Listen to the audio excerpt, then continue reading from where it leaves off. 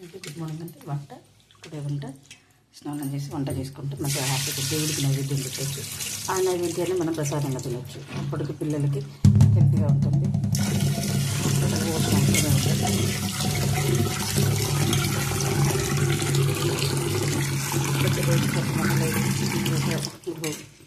ఇంటి చిట్కాలు అండి, ఇంటి చిట్కాలు ఇలాగే ఉంటాయి.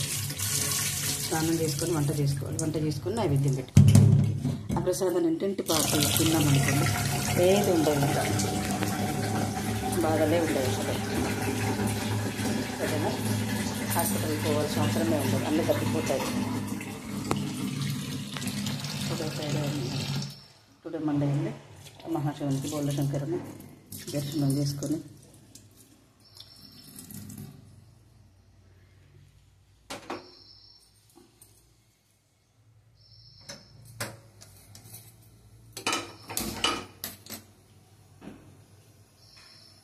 రైస్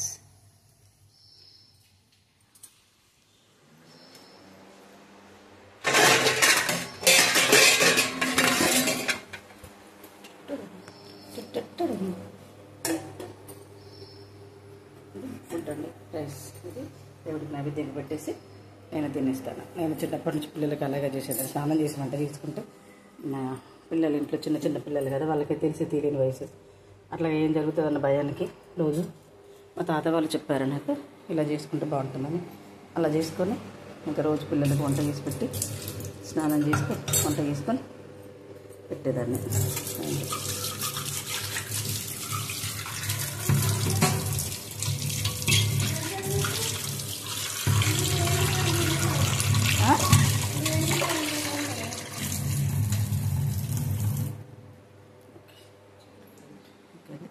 శివుడికి అభిషేకాలకి లేదు,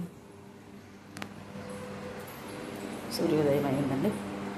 సూర్యుడికి నేను పూజ చేసుకుంటాను, తప్పకుండా చేసుకుంటాను. సప్తాశ్వరథమారూఢం ప్రచండం కశ్యపాత్మజం ఏకచక్రరథం దేవం తం సూర్యం ప్రణమామ్యహం. సూర్యదేవ శతకోటి కోటి ప్రణామాలు. అర్ఘ్యం సమర్పయామి. సూర్యదేవునికి అర్ఘ్యం వదిలిపెట్టిందండి. శ్రీమన్నారాయణాయ నమః.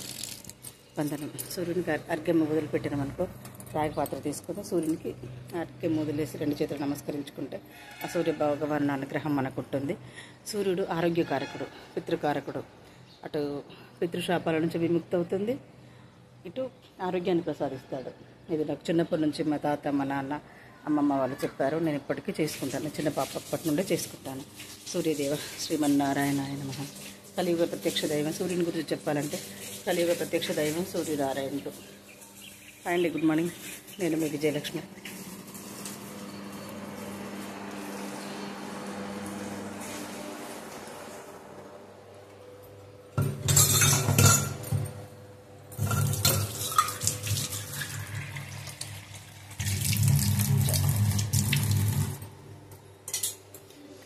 గమన తవ చరణ కమలమిహ శిల సతు మమ నిత్యం మనసిల సతు మమ నిత్యం మమ పాప పుడిదేవా మమ పాప పుడిదేవా.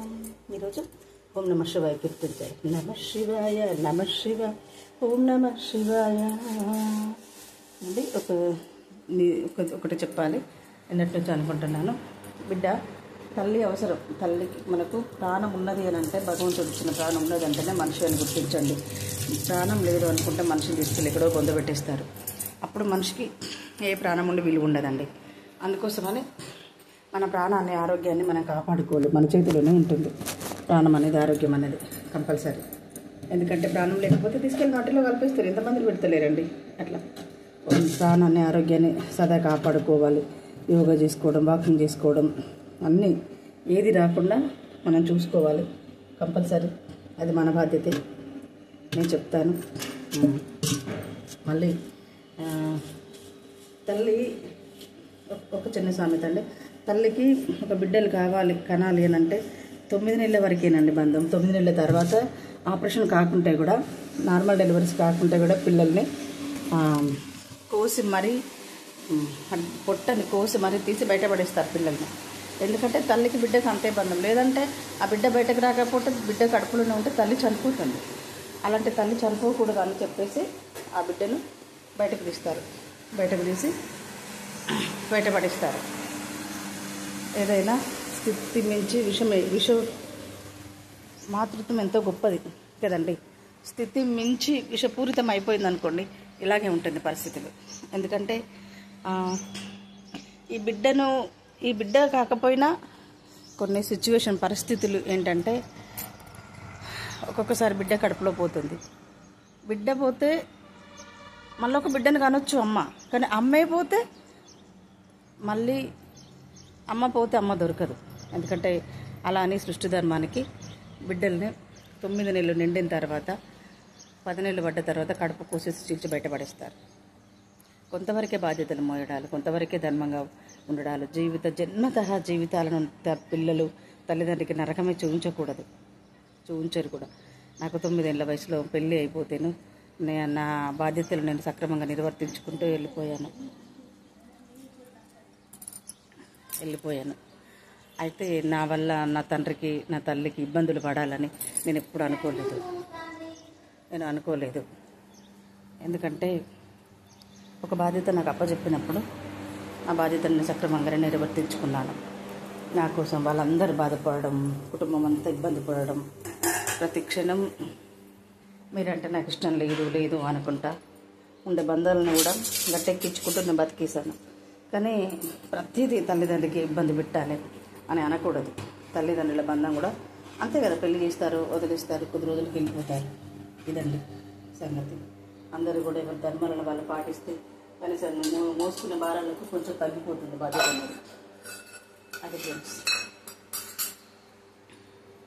మరొకసారి బిడ్డ 9 నెలలు 10 నెలలు మట్టుకే కడుపులు ఉంటుంది, లేదంటే తీసేస్తారు.